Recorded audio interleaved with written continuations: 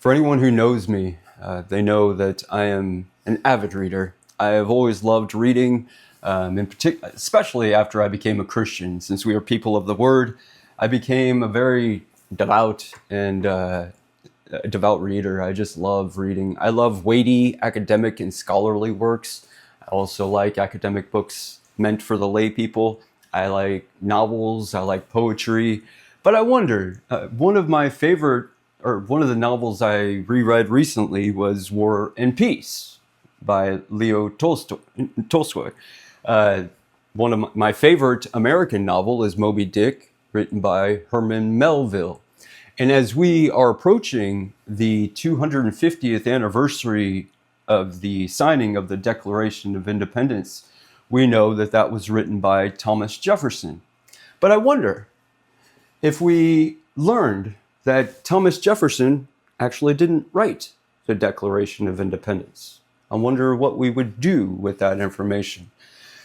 I wonder why we don't have the previous versions as our Declaration of Independence. He wrote at least one prior to that, which was edited by Benjamin Franklin and John Adams and others. But I wonder how much it would impact our receiving the Declaration of Independence if we found out that Thomas Jefferson indeed didn't write the Declaration of Independence. I don't know if that would be all that important, but why don't we have the other versions? Okay, so for example, with Moby Dick, what if Herman Melville didn't write Moby Dick? That would be fairly inconsequential, right? Many scholars now, starting in the Victorian period era, thought Shakespeare didn't write his plays. I mean, some of them were co-authored, but this began because he wasn't academically trained and so on. But if Shakespeare didn't write Julius Caesar, which is my favorite play from him, I don't think that would change all that much. However, what if Peter didn't write 2 Peter? What if Paul didn't write his epistle to the Ephesians? What if there was another author? And what about these other texts that spring up from time to time? So, I want to begin a series considering our New Testament canon. Specifically, in the last 200 years, the validity and the authenticity of our New Testament canon, in other words, what books we have and should have, and the authenticity of the authors have been questioned, okay? And this has proven to not only be a problem for the scholars and the theologians, but also for lay people. I mean, this is increasingly becoming a problem. So at the outset, I do want to make it clear that we're not talking about the doctrine of sola scriptura, scripture alone, which basically means that the scriptures are supreme authority. We're not discussing authority here. In this specific series, we're talking about the authenticity, specifically what books should be in the New Testament canon and which books shouldn't be. But have you ever asked the question, since if you add up your New Testament books, you see that there are 27, do you ever ask the question, why don't we have 26? Why not 28? Why are there 27? And as we come across these other books, I mean, the Shepherd of Hermes was almost included into the canon. Why don't we have that? The first epistle of Clement of Rome to the Corinthians was almost added into the canon. Why wasn't it? And so on. So these are the questions I hope to answer throughout this series. However, to begin, in our first session, I want to ask the question, what is the problem, or what are the problems? So today, sadly, I'm going to leave you somewhat with bated breath in anticipation of how we answer these questions. So basically, today, I'm going to lay out most of the problems, the 3 overarching problems that makes this an issue, before we delve into answering them throughout this series. And this is purposive. This is intentional. I think it's important that we appreciate the gravitas, the weight, the full weight of this problem. Since these problems are being raised by scholars, a lot of Christians will think, well, let the scholar, I mean, this is a scholarly debate. You know, most of the Christians in the pews believe the authenticity of the canon. Why can't we just leave things alone and let the scholars debate and so on? I wish it were that easy. Again, increasingly, this is permeating not only the academic world, but also the lay people. So we must have an answer. We must have an answer as lay people to those who are churched and to those who are not. We must have an answer. And I want to, right at the outset, lest I be accused of plagiarism, I love scholarly works, and so D.A. Carson is huge as it relates to the canon and the Old Testament canon. But for the lay people, a man by the name of Michael Kruger, I think, wrote at least 2 books, of which I'm going to recommend here in a second, that are great and useful for the lay people. And so I would highly recommend these. First is Canon Revisited, establishing the origins and authority of the New Testament books. And the second is The Question of Canon, challenging the status quo in the New Testament debate. So I would strongly recommend these to the lay people. So these scholars, though, many of them come to the conclusion, because of these problems I'm going to lay out, that the Christian not only doesn't have any reason to hold to the New Testament canon, these 27 books, but he has every reason not to believe that these are indeed the New Testament books. And so essentially, the church believes in this canon as an act of a blind leap of faith. And again, what we're going to do is take a survey over that question in the weeks to come. But today, I want to, again, lay out the problems. The first problem is authorship. So again, though, these 3 problems, let me back up here just for a second. The secular scholars ultimately attack 3 main points of Christianity. One is creation. Okay, so obviously in the scientific world, if they can denounce creation by a creator, Christianity falls. Another is theodicy. Why is there evil in the world when there is a good and perfect and righteous God? The third, though, is the problem we are going to consider in this series, and that is the authenticity of the canon. Ultimately, the secular scholar sees these 3 things as the Achilles heel for Christianity. Ultimately, if you can disprove the New Testament canon, this is the severity of the problem. If we have no right and no reason to believe that the New Testament canon are the true and authentic books that should be in the New Testament canon, if we have no such canon, then we have no New Testament books. If we have no New Testament books, we have no New Testament theology. If we have no New Testament theology, we have no New Testament means through which to preach the gospel. So in essence, if these aren't the true books, we don't have the true gospel. Do you sense the severity and the weight of this problem? Okay. Now, the first problem, again, is authorship.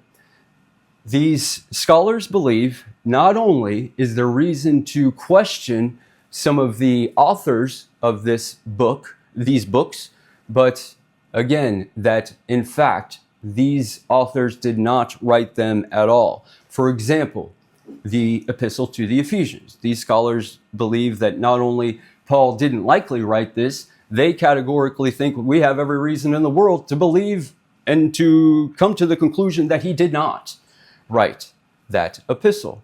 2 Peter, that's why I mentioned 2 Peter is another that they say we have every reason in the world to conclude that Peter did not write these books.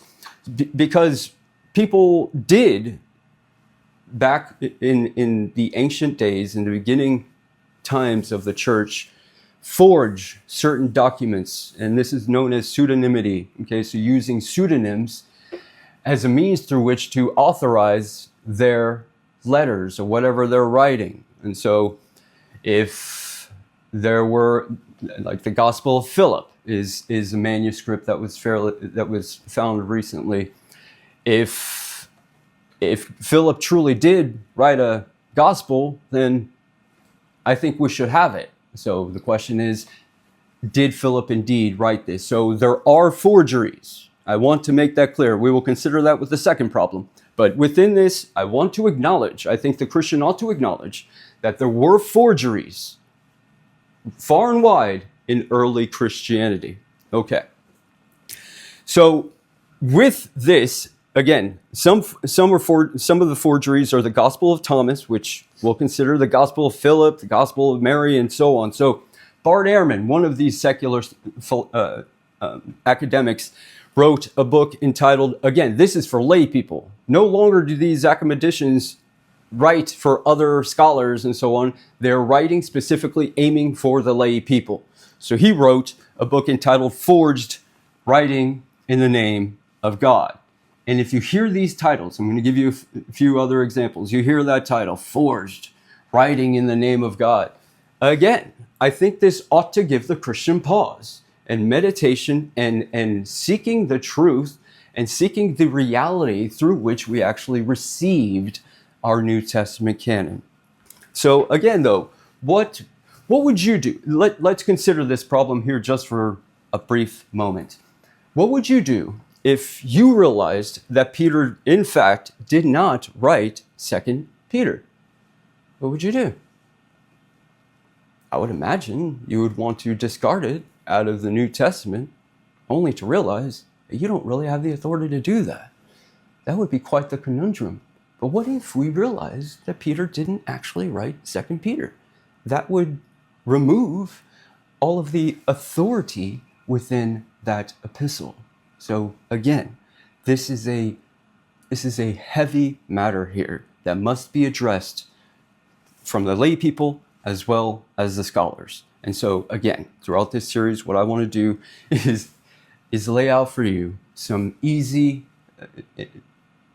and simple and thought-provoking information through which we ourselves can be satisfied and secure knowing that these are in fact the right books and that the canon is the true canon for the Christian and so on. And again, so we have an answer for the hope that is within us. So the second problem is that with archaeology, we keep on coming up with and finding these apocryphal manuscripts. Okay, so these apocryphal books, essentially. So now when I refer to these as apocryphal, I'm not meaning it in the sense of how, like, the Roman Catholic Church has the apocryphal books as part of their canon. That's not what I'm talking about. The apocryphal merely means hidden. Okay, so these are books that look much like New Testament books. They sound like them, they look like them, but for one reason or another, which we will consider throughout this series, one reason or another, they were not added into the canon. So, for example, now most of these are found in Egypt. Okay, so in the late 19th century, a couple of Oxford scholars found, well, it had already been founded, a lost city called Oxyrhynchus. You're welcome. You can take that and impress your friends and family. Okay, this is a lost city of Oxyrhynchus in Egypt, where they have been digging since late in the 19th century and finding these apocryphal manuscripts. Another, in northern Egypt, the Gospel of Peter was found. Wouldn't that be interesting? Why don't we have the Gospel of Peter? We have the Gospel of Matthew, he was an apostle, but we have the Gospel of Mark and Luke also, who weren't apostles. And then we have the Gospel of John. If we had a Gospel of Peter, why don't we have the Gospel of Peter in our New Testament canon? And you might rightly ask, and this is the right question to ask, well, did Peter write it? I can assure you, he did not. But this is the problem, right? This is part of the problem. In fact, one of the books that I wanted to allude to was written by Robert Funk, entitled The Five Gospels. Now, we know about 4, right? Matthew, Mark, Luke, and John. What is his 5th gospel? His 5th gospel is the Gospel of Thomas. This one probably it receives the most acclaim. It's spoken about more so. This was found in 1945 by a farmer, a Muslim farmer named Muhammad Ali al-Sudan. So not the boxer, Muhammad Ali al-Sudan, okay? And he was digging really for fertilizer, and he hit something hard, and he started digging up, and what he found was this enclosed jar, okay? And he was considering whether or not he should break it open. It was obviously ancient, okay? So he was wondering, though, should I crack this open? Man, there might be treasures in here. But his brother implored him, do not do that. There might be an evil genie in there. You don't want that. But over the course of their consideration, he did finally crack it open, only to find 13 dusty, leather-bound books. And these are known as the Gnostic Gospels, one of which, again, is the Gospel of Thomas. Now, in the Gospel of Thomas, if you read the Gospel of Thomas, one of the interesting things is, again, with much of this apocryphal literature, and specifically the Gospel of Thomas, it sounds like Jesus. When you read it, many of the things that are in the Gospel of Thomas are in the New Testament Gospels, but much is not. So it sounds like Jesus. It seems like Jesus. But then it doesn't really talk about how one is saved. It really talks about how one saves himself through more knowledge. This is gnosis, Gnosis. So this is from which we get Gnostic. So these Gnostics were ultimately suggesting, and they believed, that salvation came through greater esoteric knowledge, which the Gospel of Thomas very much reflects. The Gospel of Peter really just illustrates Jesus' crucifixion and resurrection, but in quite a bizarre way. So, some of these books, again, from the secular world, I've already named the 5 Gospels. Bart Ehrman, again, wrote Lost Christianities, which is interesting when you hear that. And again, this kind of introduces us to the following problem. But then we think of, wait a minute, I know of one Christianity. We've lost other Christianities. What are these other Christianities? And another one is Forgotten Scriptures, written by Lee Martin MacDonald.